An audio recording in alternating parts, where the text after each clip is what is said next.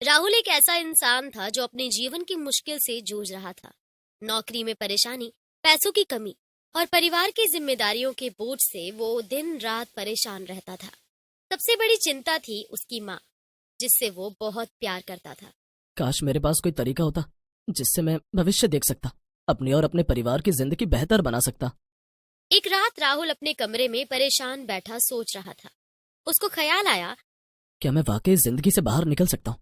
क्या कोई रास्ता है? इसी सोच में डूबे डूबे वो सो गया। जब राहुल की आंखें खुली तो उसने अपने आप को एक अजीब सी जगह पर पाया। सब कुछ अलग था, जैसे वो किसी दूसरी दुनिया में आ गया हो। जैसे मॉडर्न दुनिया, लोग अजीब लग रहे थे।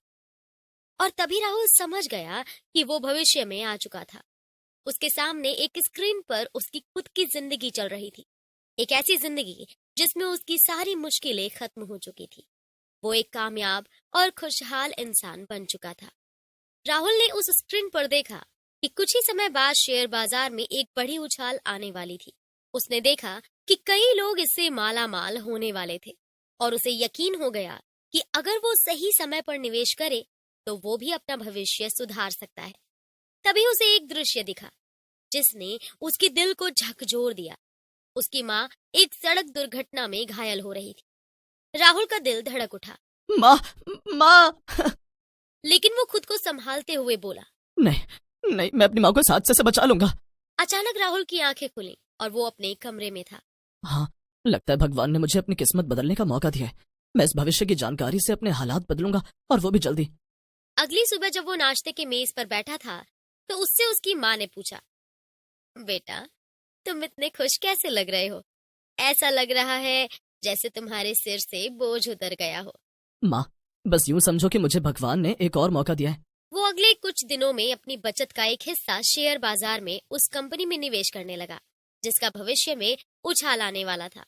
धीरे धीरे उसका निवेश बढ़ता गया और देखते ही देखते उसने अपने सारे कर्ज खत्म कर दिए।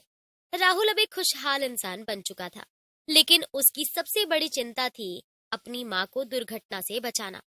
जिस दिन उसकी माँ की दुर्घटना होने वाली थी, उस दिन राहुल ने उन्हें किसी बहाने से घर पर ही रोक लिया।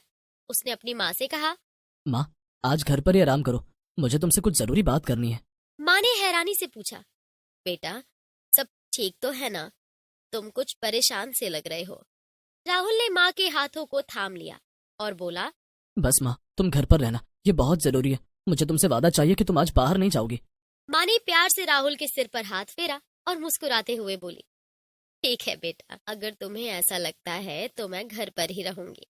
राहुल ने सुकून की सांस ली, क्योंकि उसे पता था कि उसने अपनी माँ को एक बड़े हादसे से बचा लिया था। समय बीतता गया और राहुल की जिंदगी में खुशियां लौट आईं। अब उसके पास पैसा था, नौकरी में स्थिरता थी। एक शाम राहुल अपनी माँ के पास बैठा था जब उन्होंने कहा, बेटा, तुमने हमारी जिंदगी सुधार दी। मैं तुम पर बहुत गर्व करती हूँ। राहुल ने अपनी माँ की ओर देखते हुए कहा। माँ, अगर आपने मेरा साथ न दिया होता तो शायद मैं ये सब नहीं कर पाता। माँ ने अपने बेटे के आंसू पोंछते हुए कहा, तू हमेशा मेरा सहारा रहेगा। जिंदगी में मुश्किलें चाहे कितनी भी आए, तो उनसे लड़कर जीत जाएगा। राहुल ने माँ का हाथ थामा और हल्के से मुस्कुराया। उस पल में उसकी आंखों से आंसू बह रहे थे, लेकिन दिल में एक अजीब सा सुकून था। उसने महसूस किया कि उसका ये सफर केवल एक बेहतर भविष्य के लिए नहीं था, बल्कि उसके अपनों के लिए था।